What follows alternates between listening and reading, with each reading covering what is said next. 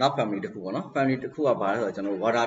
tank ပေါ့ water tank တစ်ခု creation လုပ်မယ်လုပ်တဲ့ခါကျအဲ့ water tank တစ်ခုချင်းစီမှာကျွန်တော်ဘာရှိမလဲဆိုတော့သူ့မှာ cover တွေကအခုလောလောဆယ်ကျွန်တော်တို့က block လုံးနဲ့ cover မလုပ်ချင်ဘူးပေါ့နည်းနည်းအဆင်ပြေအောင်နည်းနည်းလှမယ်တကယ်အပြင်မှာကျွန်တော်သုံးနေတဲ့ cover ပုံစံမျိုးကိုမြင်ချင်တာเนาะအထဲမှာနောက်တစ်ခုကဘာလဲဆိုတော့အထဲမှာကျွန်တော်ထည့်ထားတဲ့ရေရဲ့ပမာဏပေါ့နော်ပမာဏကိုကျွန်တော်တို့က volume ဘယ်လောက်ရှိပြီလဲအဲ့ဒါတွေက calculation အစားကျွန်တော်တို့က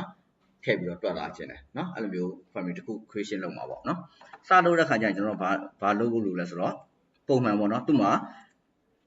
အရင်တော့လို့ကျွန်တော်တို့ family တစ်ခုလုပ်မယ်ဆိုရင်အမှ 3D element တွေကတစ်ခုနှစ်ခုအဲ့လိုမျိုးပဲမဟုတ်ဘူးဒီကောင်ကြပါလဲဆိုတော့ 3D element မှာအဲ့ကောင်မှာကျွန်တော်တို့ဘာနဲ့ထပ်ပွားအောင် array ပုံစံမျိုးထပ်ပွားလာတယ်เนาะ array ပုံစံမျိုးထပ်ပွားတယ်ကိုယ့်ရဲ့ water tank ကအမှတော့2မီတာပတ်လည်ရှိမယ်ဒါမှမဟုတ်2မီတာတူ2မီတာ3မီတာရှိမယ်ဒါမျိုးအချင်းကျယ်တဲ့ height တွေလိုက်ပြီးတော့ adjust လုပ်ချင်တယ်ဆိုကိုကဘာလဲတစ်ခုချင်းစီကိုကျွန်တော်တို့ပါမီတာထည့်မယ်ထည့်ပြီးတော့မှဒီကောင်ဒီတစ်ခုချင်းစီကဘယ်လောက်ရှိလဲ1မီတာ square ပဲရှိမယ်เนาะတကယ်မို့ကျွန်တော်2မီတာတိုင်း3မီတာလိုချင်တယ်ဆိုရင်နှစ်ခု3ခုအဲ့လိုမျိုးလို့ကျွန်တော်တို့လိုက်ပြီးတော့array အနေနဲ့ပွားတာဖို့လိုတယ်အဲ့ပွားဖို့ဆိုရင်ကျွန်တော်တို့ကဘာအနေသုံးရမယ်ဆိုတော့ပါရာမီတာတစ်ခုထပ်ထည့်ရမယ်အဲ့ပါရာမီတာကအရင်ကကျွန်တော်လုပ်ခဲ့တဲ့ပါရာမီတာတွေနဲ့မတူတော့ဘူးပေါ့နော်ဒီကောင်ကကျတော့ integer ပါရာမီတာတစ်ခုဖြစ်သွားပြီနော်အဲ့ကောင်ကိုကျွန်တော်တို့မှလုပ်ရင်းနဲ့စပြီးတော့ပြောရမှာပေါ့နော် okay စပြီးလုပ်တဲ့ခါကျရင်ကျွန်တော်စဉ်းစားကြည့်အောင်နော်ဟို water tank တစ်ခုမှာဆိုရင်ကျွန်တော်တို့ပုံမှန်တိုင်းပေါ့ block တစ်ခုမှာဆိုကျွန်တော်နှစ်ပြင်6ခုရှိတယ်နော်အဲ့6ခုအတွက်ကိုကျွန်တော်တို့စပြီးတော့ creation လုပ်ရမယ် panel တွေက6နေရာအတွက်လုပ်ရမယ်ဒါပေမဲ့တေချာတာတော့ပါဆိုတော့ face ဒီ bottom နဲ့ top နဲ့ကကျွန်တော်တို့တစ်ခုချင်းစီလုပ်ရမယ်ဒါပေမဲ့ side အတွက်ကြတော့ကျွန်တော်တစ်ခုလုပ်ပြီးတော့သူ့ကို rotate လုပ်လို့ rotate ပတ်လို့တော့ရတယ်เนาะအဲ့လိုမျိုးဆိုရင်ကျွန်တော်ဘာတစ်ခုပဲလုပ်ရမယ်ဆိုတော့အများဆုံး3ခုလောက်ပဲလုပ်မယ်လုပ်တဲ့နည်းတွေကတော့အများကြီးပဲပြီးခဲ့တဲ့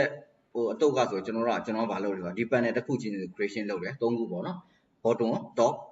side ပေါ့3ခုလုပ်တယ်လုပ်ပြီးတော့မှကျွန်တော်တို့ family တစ်ခုတည်းမှာ nested family နဲ့ထပ်ထည့်ပြီးတော့ကျွန်တော် array ပွားတယ်ဒါမှမဟုတ်အဲ့လိုမျိုးမလုပ်ချင်ဘူးအဲ့လိုမျိုးလုပ်တဲ့ခါကျမရဘူးလားဆိုတော့ရတယ်ဘာဖြစ်လဲဆိုတော့အကြောင်းသားတွေကတခါကျရင်ကျွန်တော် lock ချရတာကို face to face lock ချရတယ် face နဲ့ plane နဲ့ lock ချတာ lock ချတဲ့ခါကျရင်ကျွန်တော်တို့ရွေးရမယ် plane နဲ့ဒီ face နဲ့ကိုရွေးတဲ့ခါကျအရန်ကိုရွေးရတာခက်တော့ကြောင့်ကျောင်းသားတွေတော်တော်များဘယ်လိုပြောမလဲမရတဲ့သူကများတာပေါ့နော်အဲ့လိုမျိုးမလုပ်ပဲကျွန်တော်ဒီတစ်ခါစဉ်းစားကြည့်တာအဲ့လိုမျိုးမလုပ်တော့ဘဲနဲ့ဒီမျက်နှာပြင်တစ်ခုပေါ့နော်တစ်ခုဆိုရင်တက် family တစ်ခုစီတစ်ခုကိုမှကျွန်တော်တို့ array တွေပွားထားလိုက်မယ်အဲ့ဒါမှနောက်မှ family ကြီးတစ်ခုဟို original family ကိုမှပွားရတဲ့ family လေးတွေကိုထည့် nested family နဲ့ထည့်ပြီးတော့မှ parameter နဲ့ကစားမယ်အဲ့လိုလုပ်ကြည့်အောင်ကျွန်တော်ဒီတစ်ခါနော် okay အဲ့ဆိုတော့ကျွန်တော်တို့ panel server creation လုပ်မယ် panel ကသူ့ရဲ့ panel က width က1000ပတ်လည်ရှိမှာပေါ့နော်1000ပတ်လည်ရှိမှာအထူကဘယ်လောက်ရှိမှာဆိုတော့အထူက25ထင်တယ်ကျွန်တော်စိတ်တယ်နော်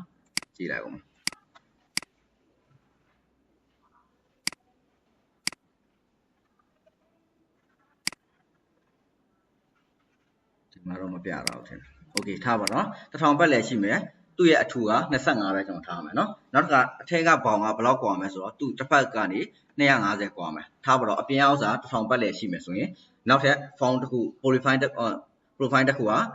250ပြီး offset ရှိမယ်ဒါဆိုရင်900ပတ်လည်ရှိမယ်အပြင်အောက်စာ1000ပတ်လည်ရှိမယ်သူ့ရဲ့ height ကကျွန်တော်တို့25ရှိမယ်ဒါအဲ့ဆိုကျွန်တော်ဘာနဲ့လုပ်လို့ရလဲဆိုတော့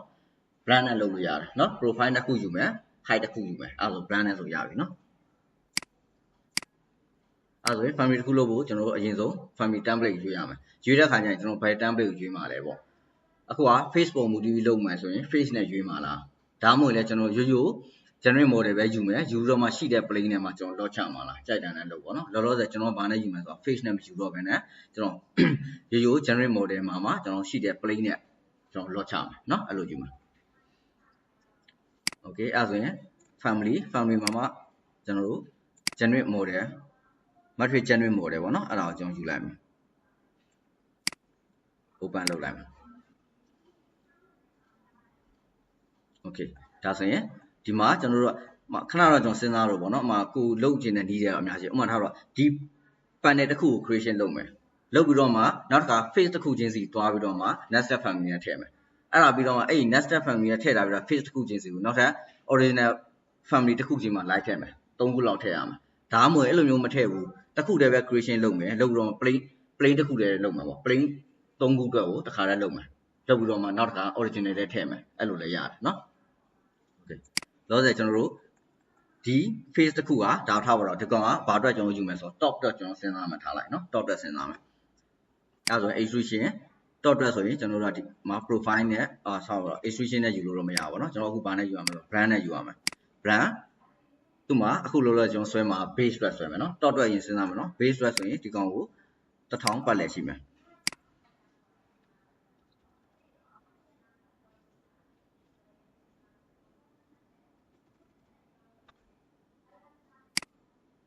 1000เนาะဒါက base rate နောက်တော့ဆိုရင် top ကို click edit top ကို click လိုက် click ပြီးရှင်ဒီမှာကျွန်တော် rectangle ယူမယ်သူ့မှာ offset တစ်ခါထည့်လို့ရတယ် offset ကျွန်တော်250ဆိုယူလိုက်မယ်ဒီကနေဒီထိပေါ့နော် okay အဲ့ဒါမှသူ့ရဲ့ height ကဘယ်လောက်လဲဆိုတော့ကျွန်တော်တို့25ပဲထားမယ်เนาะ25ပေါ့ apply လုပ်လိုက်မယ် finish လုပ်လိုက်မယ်เนาะဒါဆိုရင်ကျွန်တော် 3D မှာတက်ကြည့်တဲ့ခါကျရင်ဒီပုံစံလေးဖြစ်မယ်เนาะ cover ဒီ cover တစ်ခုဒါတော့ top အတွက်နောက်တစ်ခါကျွန်တော် bottom အတွက်စဉ်းစားမယ် side အတွက်စဉ်းစားမယ်เนาะ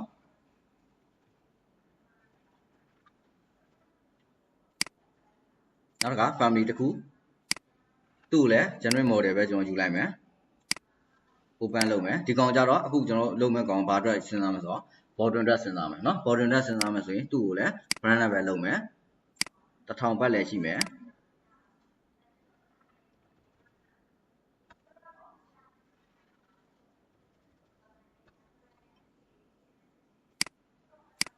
1000ပတ်လည်းရှိမယ်เนาะအဲ့ဒါပြီးရင် edit top ကိုကျွန်တော်တို့900ပတ်လည်းယူမယ်အဲ့ဆို offset က250ရှိမယ်ဒီကနေမှဒီထိပေါ့เนาะဒီထိအဲ့ဒါပြီးရင်သူ့ရဲ့ height ကဘယ်လောက်ပြောမယ်ဆိုတော့ -25 ပေါ့ bottom အတွက်เนาะ bottom အတွက်ဆိုတော့ -25 အဲ့ဒါပြီးရင် finish လုပ်လိုက်မယ်သူ့ကိုလည်း 3D မှာလည်းကြည့်မယ်ရှေ့တဲ့လုပ်မယ်အပေါ်အောက်စာ play အောက်မှာမှသူ့ရဲ့ဖောင်းကြွလေးပေါ့နော်ဖောင်းကြွလေးတစ်ခုရှိမယ်ဒါဆိုရင်ဒါ bottom အတွက် okay နောက်တစ်ခုကျွန်တော်ကြည့်အောင်နောက်တစ်ခုကျွန်တော်ဘာအတွက်လုပ်ချင်တာလဲဆိုတော့ site အတွက်လုပ်ချင်တာเนาะ site အတွက်လုပ်ချင်တယ်ဆိုတော့အဲ့လိုပဲ family generate model ပဲကျွန်တော်ယူမယ်เนาะ generate model open လုပ်လိုက်မယ်အခုလောဆယ်ကျွန်တော်ဆွဲတဲ့ခါကျရင်ဒီမှာကျွန်တော်ဆွဲလို့မရတော့ site အတွက်ဆွဲမှာအထောင်ဆွဲမှာเนาะအထောင်ဆွဲမှာဆိုတော့ကျွန်တော်ဘာမှလုပ်လို့ရတယ်ဆိုတော့မှာထားတော့ right ဖြစ်ဖြစ် left ဖြစ်ဖြစ် front ဖြစ်ဖြစ် back ဖြစ်ဖြစ်ကြိုက်တဲ့ view ယူပေါ့เนาะ elevation တစ်ခုမှာကျွန်တော်ဆွဲလိုက်မယ်ဒီ view မှာဆွဲမယ်เนาะအဲ့ဆိုလဲသူ့မှာလဲ plan ပဲဆွဲမယ်1000ပတ်လဲပေါ့เนาะ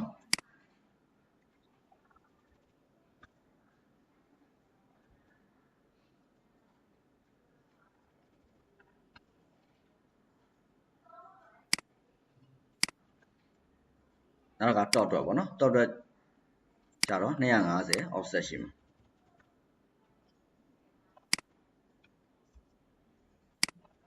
အဲ့ပြီးသူ့ရဲ့ tool ကလည်းဘယ်လောက်လဲဆိုတော့25ပဲเนาะ finish လုပ်လိုက်မယ်မှာ 3D သကြည့်မယ်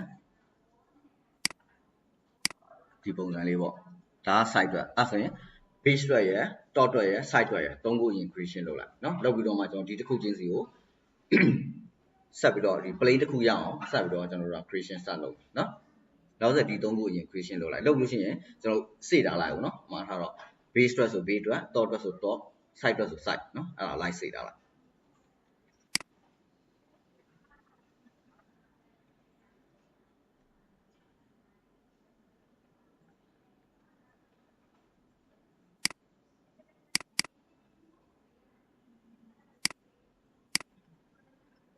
အဲ့တော့เนาะ okay array ပွားပေါ့เนาะပွားပြီးဆိုရင်ကျွန်တော်တို့ကဒီကောက်ကိုပြန်စမ်းကြည့်မယ်เนาะဒီမှာအကုန်လုံး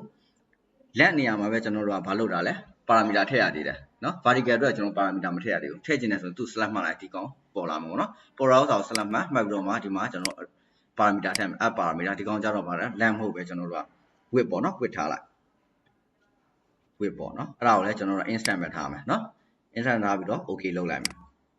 ဒါဆိုရင် parameter နှစ်ခုလုံးထည့်ပါပြီထည့်ပြီးရင်ဘာလုပ်ရမလဲအမြဲတမ်းကျွန်တော်ပြန်စစ်เนาะပြန်စစ်တဲ့ခါကျရင်ဒီမှာထားပြီးတော့ကျွန်တော် length ကို3ခုထည့်လိုက်မယ် width ကို4ခုထည့်မယ် apply လုပ်ကြည့်မယ်ပွားလာပေါ့เนาะမပွားဘူးဆိုတော့ကိုမှားပြီးပေးကြတာပေါ့เนาะအဲ့ဆိုရင်ပြန်စစ်ပေါ့เนาะအမှ width ကို3ခုလောက်ပြန်ထည့်ကြည့်လိုက် apply လုပ်ကြည့်မယ် okay plan view မှာတော့ okay တယ်เนาะအဲ့ဆို elevation view ကျွန်တော်ပြန်စစ်ကြည့်မယ် elevation view အဲ့ဆိုရင် plane တစ်ခုထဲမှာပဲရှိမယ်ဒါဆိုရင်ဒီကောင်ကမှန်ပြီဒါဆိုရင်ဒါ top တော့ပြီးသွားပြီပေါ့เนาะနောက်တစ်ခါ bottom အတွက်ဆိုလည်းအဲ့လိုပဲ side အတွက်ဆိုလည်းအဲ့လိုပဲလုပ်ရမယ်လောလောဆယ် top ကိုရင်လုပ်ကြည့်လိုက်เนาะလောချတဲ့ဥစ္စာကြီးတတိထားเนาะကိုလောမချရဘူးဆိုရင်ဘယ် view ကနေကိုမြင်ရမလဲပေါ့မြင်ရတဲ့ view ကိုသွားပြီးတော့လောချ နော်